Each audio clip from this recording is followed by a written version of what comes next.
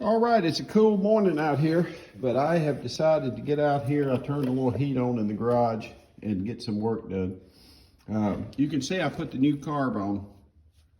Now I did have a new gasket I slid on, and I've got the carb on. Now what I'm gonna do is, I've gone ahead and bought me some new 1/4-inch fuel line. I'm gonna replace all these fuel lines and hoses here while I'm here, might as well.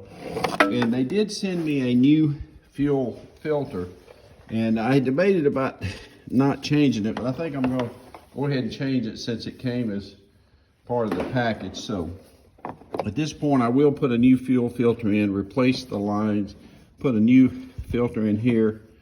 A fuel pump, new fuel pump. Replace this fuel filter with new lines.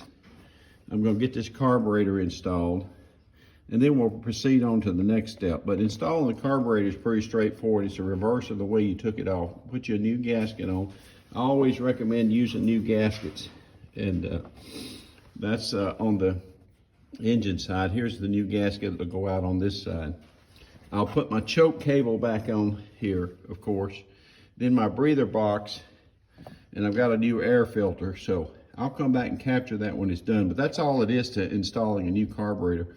And on a lot of these kits, when you buy them, they're going to offer to send you a new fuel pump, fuel filters.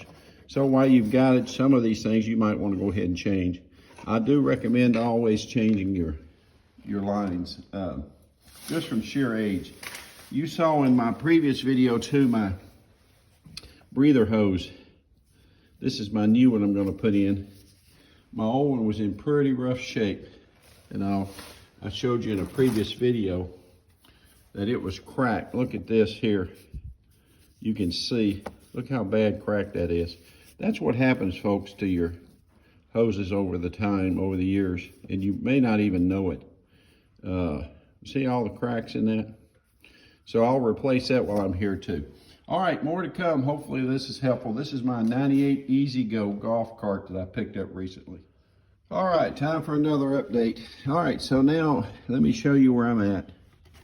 I put the vent hoses on here, the overflow, on the carb, pushed them on. Of course, I have now put my gasket over on the right side here of the choke. I've installed the choke. You can see the choke cable inserted here, just tightened down. And when I pull my choke, of course, that'll choke the carb.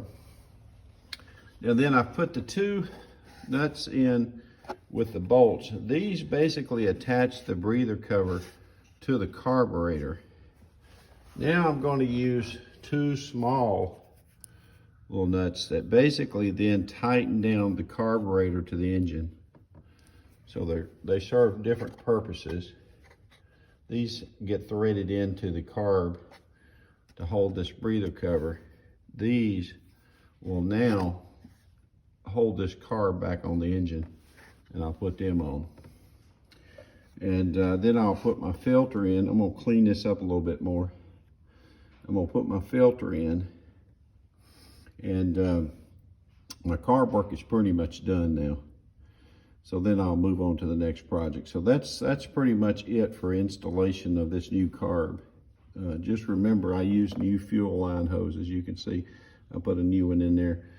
I've installed a new fuel filter, and I put a new fuel pump. Well, since they sent me one, I went ahead and installed it too. So anyway, it's pretty straightforward and all. So there it is. I'm gonna tighten it down a little bit and move on to the next project.